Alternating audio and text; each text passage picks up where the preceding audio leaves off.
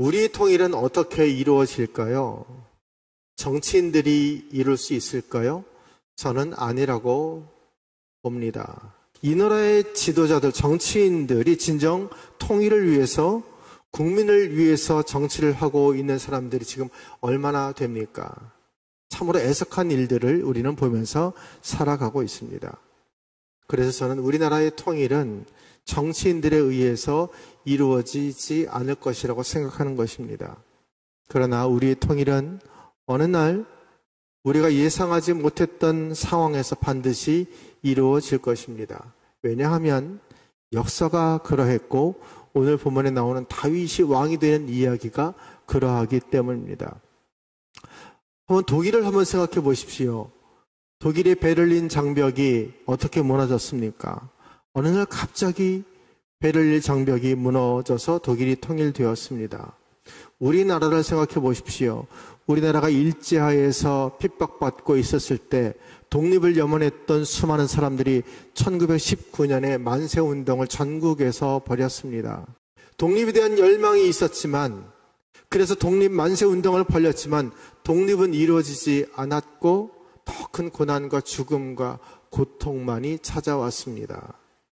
그런데 그렇게 만세운동을 한 26년이 지난 1945년 8월 15일 갑자기 예상하지 못한 날에 우리나라는 독립이 되었습니다. 독일의 베를린 장벽이 무너질 때도, 우리나라가 독립할 때도 어느 날 갑자기 예상하지 않았던 시기에 저렇게 일어났습니다.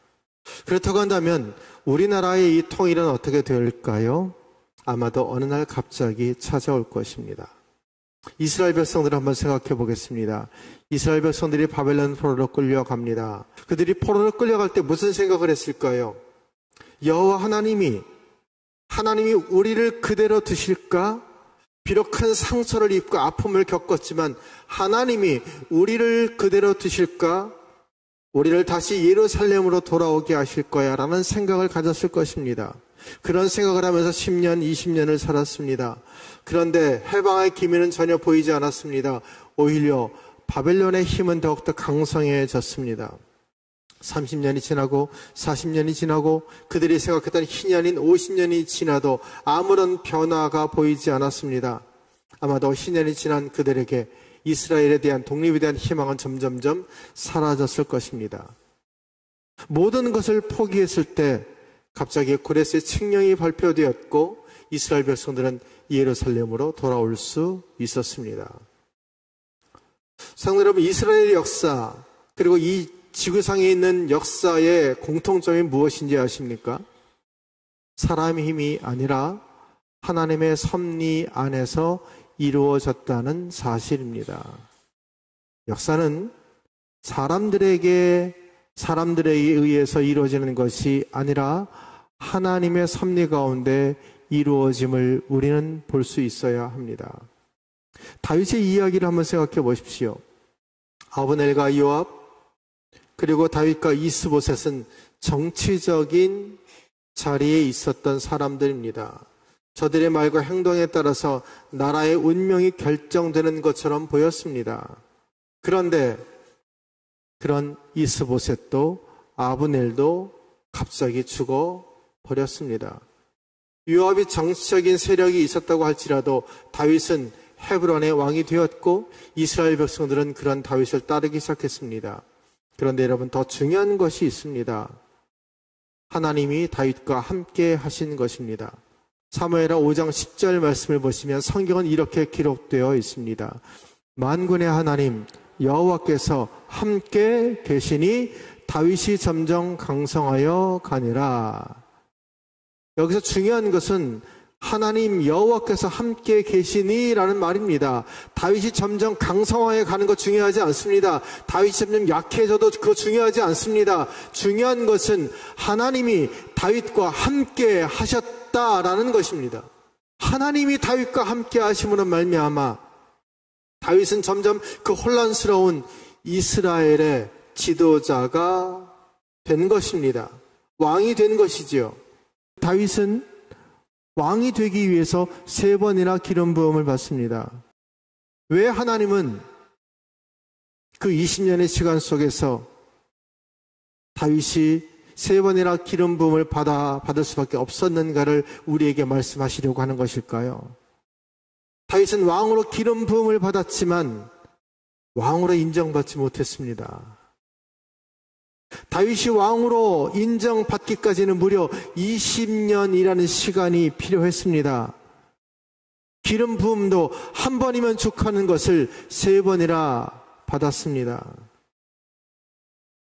다윗이 진정한 이스라엘의 왕이 될 때까지 20년이라는 시간, 한 번이면 될 것을 3번이나 기름 부음을 받았다는 것은 무엇을 말할까요?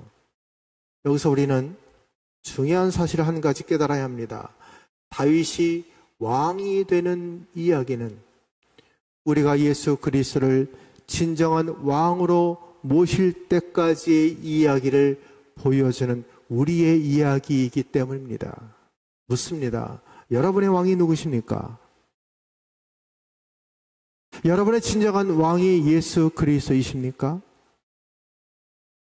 여러분 자신이 여러분의 주권자가 되어서 살아가고 있지 않습니까? 예수는 우리의 진정한 왕이 아니라 필요하면 부를 수 있는 알라딘 램프의 요정처럼 생각하면서 그렇게 살고 있지는 않습니까?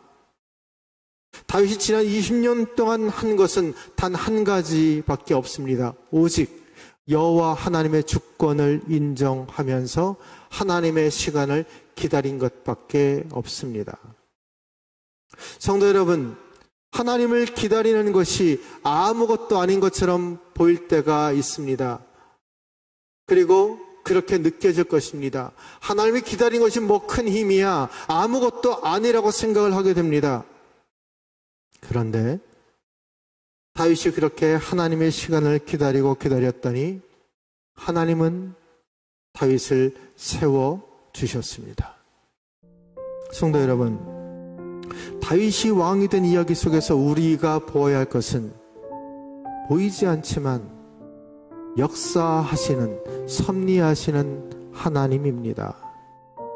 하나님이 다윗을 어떻게 인도하셨는가, 그리고 그것을 보는 것과 함께 하나님을 비전으로 삼아서 살았던 다윗을 보는 것이 우리가 이 땅을 살아가면서 어떻게 신앙생활을 해야 될 것인가를 보여주는 말씀인 것입니다. 이것이 이루어질 때 하나님의 섭리는 다윗에게 역사로 이루어졌던 것처럼, 실제로 이루어졌던 것처럼 이렇게 살아갈 때 저와 여러분의 삶에도 하나님의 섭리는 역사가 되고 실제가 되어서 우리를 견고하게 하시고 온전하게 하시는 것입니다. 다윗이 하나님을 의지했던 것처럼 우리도 하나님을 의지하고 하나님을 바라볼 때 그 세상을 넉넉히 이길 수 있지 않을까요? 하나님이 저와 여러분의 진정한 왕이 될 때 우리는 세상을 넘어설 수 있는 하나님의 사람이 될 것입니다. 그 은혜가 이 한 주간 여러분의 삶 가운데 임하시기를 주님의 이름으로 축복합니다.